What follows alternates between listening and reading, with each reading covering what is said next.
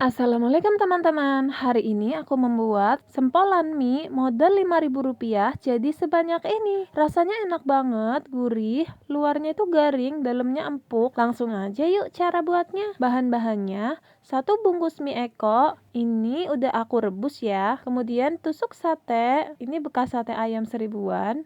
Lalu 1 butir telur dan kaldu bubuk setengah saset. Cara buatnya, beri kaldu bubuk sekitar setengah saset biar gurih, lalu aduk rata. Nah, aku lupa pas ngerebus minyak, aku kasih minyak goreng. Harusnya kan enggak ya, soalnya ini mau dibikin sempol, bukan buat dimasak mie tek-tek. Jadi aku beri tepung terigu supaya nggak licin saat dibentuk. Kalian jangan pakein minyak goreng ya saat merebus atau saat udah mateng, biarin lengket aja, biar gampang dibentuknya. Lanjut kita ambil minyak, letakkan di atas tangan. Aku nggak punya sarung tangan, jadi pakai plastik bersih aja ya. Beri emi secukupnya, beri tusukan, lalu remas-remas seperti ini sampai benar-benar nyatu dan berbentuk seperti sempolan seperti ini. Lakukan sampai habis.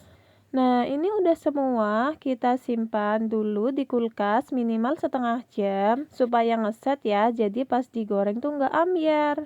Nah, ini setelah dikeluarin dari kulkas di pagi hari. Aku bikinnya malam-malam soalnya. Lanjut, kita pecahkan telur, beri sedikit kaldu bubuk.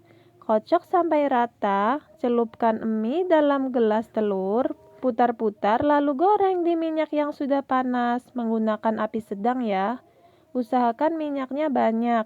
Jangan lupa dibalik. Jika sudah kekuningan, bisa diangkat. Jika telurnya ingin tebal, bisa dicelup 2 kali ke dalam telur ketika setengah matang, seperti akang-akang sempol di tempatku. Ini dia hasilnya teman-teman. Ini rasanya enak banget. Luarnya garing, dalamnya empuk, gurih, gak alot sama sekali, pokoknya enak pol. Dicocol pakai saus makin nikmat deh. Sekian resep dari aku. Kalau kalian rasa konten aku bermanfaat, jangan lupa subscribe agar aku semakin semangat berbagi resep makanan yang enak-enak lainnya.